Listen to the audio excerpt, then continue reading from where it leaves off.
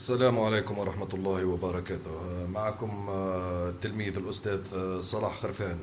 شهادة أقولها في حقه وأمام العلن.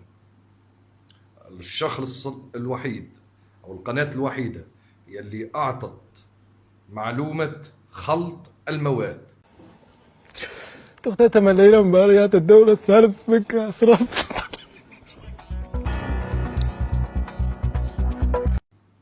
خافوا الله.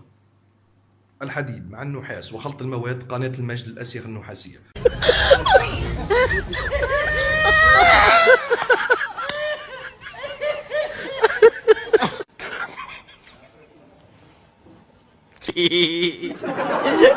معكم التلميذ الأستاذ صلاح خرفان.